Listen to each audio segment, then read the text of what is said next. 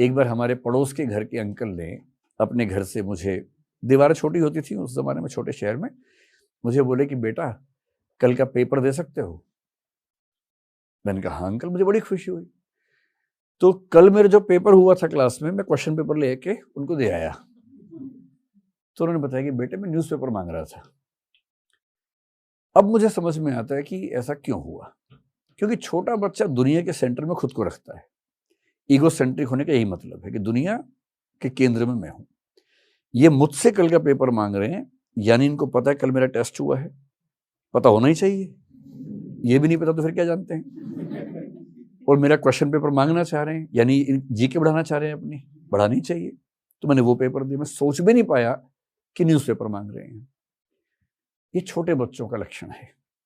और दुनिया के अधिकांश मनुष्य उम्र से बड़े होते हैं पर छोटे ही बच्चे रह जाते हैं। सिगमंड फ्रॉइड ने बड़ी गहरी बात कही थी कि जब बच्चा पैदा होता है वो देखता है कि घर में उसका पिता बहुत ताकतवर है। ये क्रिश्चियनिटी के बारे में कह रहे हैं वो बेसिकली। जब भी बच्चे के मन में कोई सवाल आता है वो पूछता है अपने घर में किसी से, किसी को नहीं पता तो सब लोग घर के मुखिया को देखते हैं कि वो जवाब देगा। और वो आमतौर पर जवाब दे भी देता है, बेशक झूठे जवाब दे पर दे देता है। जैसे बच्चे ने पूछा कि खरबूजे के अंदर चीनी किसने डाली, मीठा कैसे हो गया। अब बाप को नहीं पता बायोलॉजिकल प्रोसेस कैसे कैसे होता है कोशिकाओं में, तो उसने कहा जब तुम सो रहे थे भगवान जी आए थे, चीनी डाल के गए थे। वाहियात उत्तर है। पर उस बच्चे को ये भरोसा हो जाता है कि इसको ये भी पता है। जब मैं सो रहा था ये जाग के देख रहा था कि भगवान जी चीनी डाल रहे हैं। तो बच्चे को धीरे धीरे लगता है कि भाई मेरा बाप जो है ना बड़ी गजब की चीज है, इसको हर सवाल का जवाब पता है। और ताकत तो ऐसी, कोई चू नहीं बोल पाता ऐसे सामने। घर में खूब डिबेट होगी, अंत में ये जो वाक्य बोल देगा फाइनल हो जाएगा। तो उसके मन में आता है कि मेरे घर के अंदर एक सत्ता है जो सर्वशक्तिमान है और सर्वज्ञ है, ओमनीपोटेंट, ओमनिशिएंट। फिर आगे चलकर उसको समझ में आने लगता है कि ये दुनिया रैंडम है और इस बात की गारंटी नहीं है कि भगवान ने बनाई हो।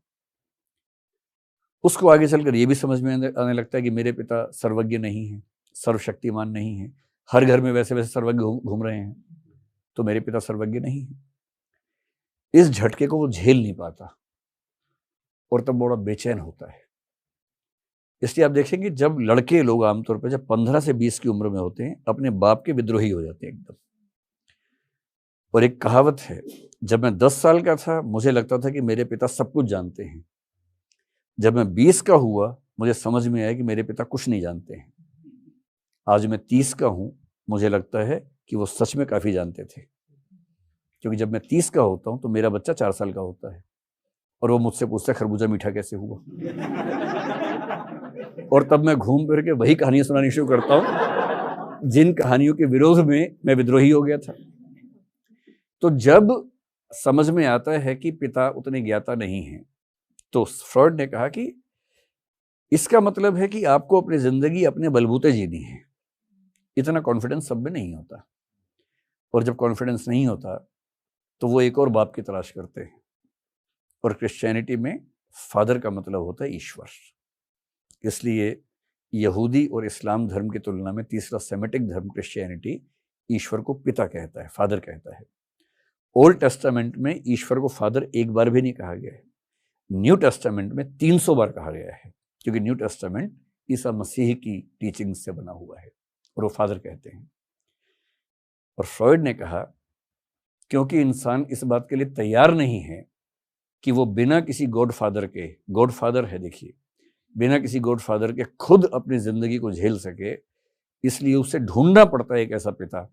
और उन कल्पनाओं से जो पिता बनता है उसकी छवि वैसी ही होती है जो घर के पिता की होती है, सर्वज्ञ, सर्वशक्तिमान, सर्वव्यापक। जब आप ये सब पढ़ते हैं तो आपको समझ में आने लगता है कि दरअसल आप सच में कुछ नहीं जानते थे और हम ईगोसेंट्रिक थे। बाद में समझ में आता है कि दुनिया बहुत बड़ी है, ब्रह्मांड बहुत बड़ा है। और जिसको समझ में आ गया कि ब्रह्मांड बहुत बड़ा है उसे किस बात का घमंड होगा, वो खुद को क्यों सीरियसली लेगा। कायदे की बात है कि मुझ में और धूल के एक कण में अंतर इतना कम है, पर वो देखने के लिए मेरी नजर नहीं चाहिए, इस पूरे ब्रह्मांड को समझने वाली नजर चाहिए। अभी खेल के देख लीजिए, मेरी क्या हैसियत है? अगर मैं अपनी, जो मेरी है वो आपकी भी वही है, सबकी वही है बेसिकली, है ना, सिर्फ मेरी नहीं, किसी की बात कर लें, हमारी क्या हैसियत है अगर ईमानदारी से सोचें।